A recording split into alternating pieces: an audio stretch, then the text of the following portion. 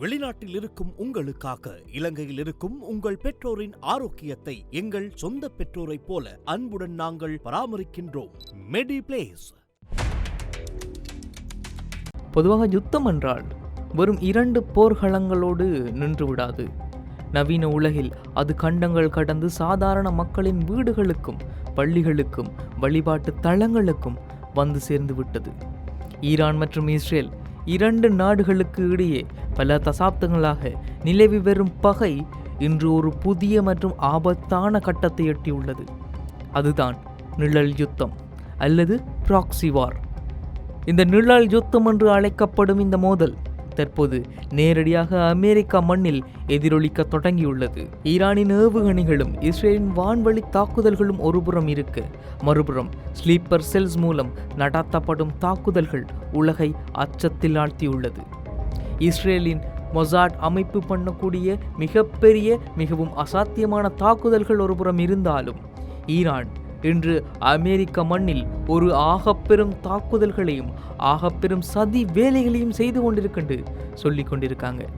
உண்மை என்னண்டா, ஸ்லீப்பர் செல்ஸை வைத்துக்கொண்டு உலகில் பல நாடுகளுக்கு பல பிரச்சனைகளை கொடுக்கிறது மொசாட் என்று சொல்லிக்கொண்டு இருந்தாலும், இன்றைக்கு ஈரானும் அந்த ஸ்லீப்பர் செல்ஸ்களை பயன்படுத்தி கொண்டு ஒரு ப்ராக்ஸி வாரில் ஒரு மறைமுக யுத்தத்தில் இறங்கி இருக்கு.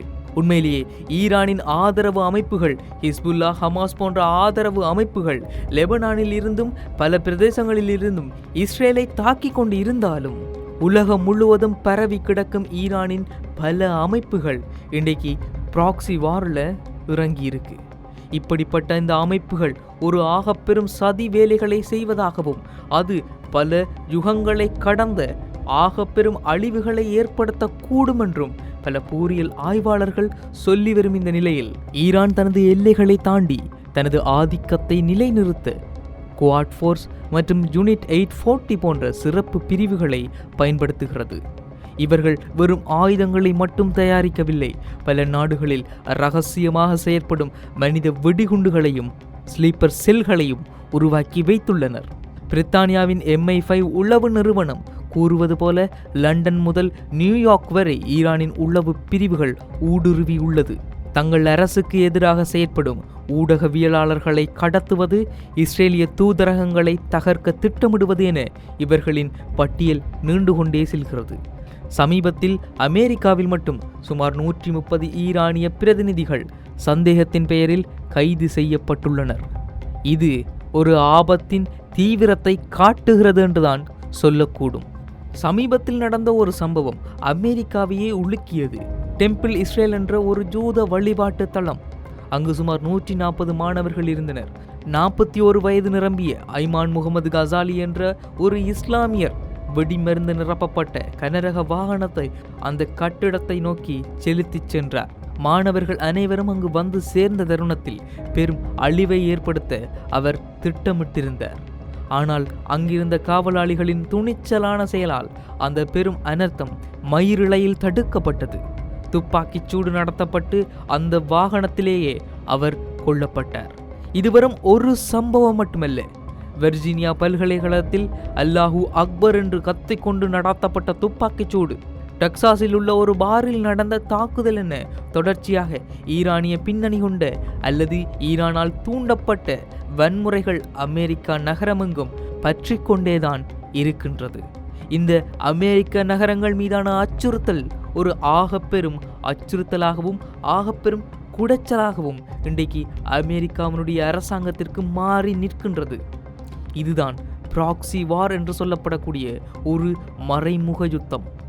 என்னதான் ஈரான் தன்னுடைய ப்ராக்ஸி அமைப்புகளை வைத்துக் கொண்டும் ஈரான் ஒரு மறைமுக யுத்தத்தை ஆரம்பிச்சிருந்தாலும், அந்த யுத்தம் ஒரு மறைமுக யுத்தமாக நடந்து கொண்டிருந்தாலும், அமெரிக்கா மண்ணில் அந்த யுத்தம் ஆகப்பெரும் தலைவலியை கொடுத்திருந்தாலும், இன்றைக்கு இஸ்ரேல் அதுக்கு சலிக்காத பெரும் தாக்குதல்களை ஈரான் மண்ணில் நிகழ்த்தி கொண்டுதான் இருக்கின்றது.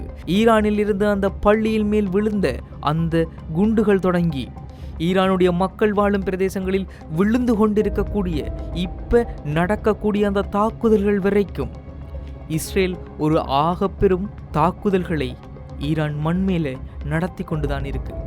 ஈரானிய மக்களின் இரத்தங்களுக்கு பழி வாங்கியே தீர்வோம் என்று இன்றைக்கு ஈரான் சொல்லி கொண்டிருந்தாலும், ஈரானுடைய தலைமை சொல்லி இருந்தாலும், அது நடக்கிறதுக்கு முன்னுக்கு இஸ்ரேல் ஈரானிய மக்களை இரத்தக்காவு எடுத்து கொண்டிருக்கின்றுதான் சொல்லியாகணும். ஒரு ஆகப்பெரும் பிரச்சனைகளையும் ஆகப்பெரும் தாக்குதல்களையும் ஈரானிய மண்ணில் இஸ்ரேல் நடத்தி கொண்டுதான் இருக்கின்றது. லெபனானில் ஹிஸ்புல்லா அமைப்புகள் இருக்கும் பதுங்குகுழிகளை நாங்கள் தாக்குகிறோம் என்ற பெயரில் லெபனானில் உள்ள பல மக்கள் வாழும் பிரதேசங்களில் குண்டு மலைகளை இஸ்ரேல் பொழிந்து கொண்டுதான் இருக்கின்றது.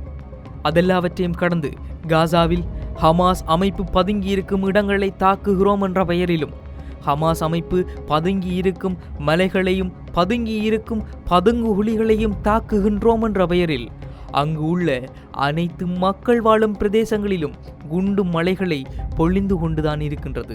மக்களை அடாவடியாக இழுத்து வந்து துப்பாக்கியால் சுட்டு கொள்ளும் சம்பவங்கள் இடம்பெற்று கொண்டுதான் இருக்கின்றது. அங்கு வாழும் மக்களுக்கு எந்தவித அடிப்படை உரிமையும் இல்லாமல் அவர்களை புறம் தள்ளி கொண்டிருக்கும் சம்பவங்கள் இடம்பெற்று கொண்டுதான் இருக்கின்றது. இஸ்ரேல் ஒரு ஆகப்பெரும் பிரச்சனைகளையும் ஆகப்பெரும் தாக்குதல்களையும் காசா மற்றும் பாலஸ்தீனத்தின் மற்ற பகுதிகளுக்கு செய்து கொண்டுதான் இருக்கின்றது என்பதில் எந்தவித ஐயமும் இல்லை. பள்ளிக்கூடங்கள், மருத்துவமனைகள் மற்றும் மக்கள் வாழும் குடியிருப்புகள் மீது குண்டுகள் வீசப்படும் போது அங்கு பலியாவது என்னவோ சாதாரண மக்களும் குழந்தைகளும் மட்டுமே. ஈரானுக்கும் இஸ்ரேலுக்கும் எந்த வேறுபாடும் இல்லை என்று வாதிடுபவர்கள் இதையே சுட்டிக்காட்டுகின்றனர். ஒரு பக்கம் பயங்கரவாதத்தை ஏற்றுமதி செய்யும் ஈரான், மறுபக்கம் தற்காப்பு என்ற பெயரில் பொதுமக்களை சுட்டு கொள்ளும் இஸ்ரேல். இவர்களுக்கு இடையில் நசுக்கப்படுவது மனிதநேயம் மட்டுமே. ஈரான் மீதான போரை அமெரிக்காவும் இஸ்ரேலும் இணைந்து முன்னெடுத்து வருகின்றன. ஆனால் இந்த போர் மத்திய கிழக்கு நாடுகளுக்கு மட்டும் முடிந்து விடப் போவதல்ல. ஈரானின் புதிய சுப்ரீம் லீடர் கூறியது போல பல களமுனைகள் திறக்கப்படும். அமெரிக்காவின் FBI எச்சரித்தது போல அமெரிக்காவின் பல மாநிலங்களில் இது போன்ற தாக்குதல்கள் தொடரலாம். ஈரான் தன்னிடமுள்ள ஸ்லீப்பர் செல்களை பயன்படுத்தி ஒரு ஆகப்பெரும் தாக்குதல்களை வரும் காலங்களில் நிகழ்த்தலாம். இது ஒரு நாட்டை மட்டும் குறிவைக்காமல் ஒட்டுமொத்த மேற்கத்திய உலகையும் அச்சுறுத்துகின்றது. இஸ்லாமிய ஆக்கிரமிப்புக்கு எதிரான கூட்டங்களில் குண்டு வைப்பது முதல் தெருக்களில் துப்பாக்கிச்சூடு நடத்துவது வரை வன்முறை எல்லா வடிவங்களிலும் வெளிப்பட்டு கொண்டே இருக்கின்றது.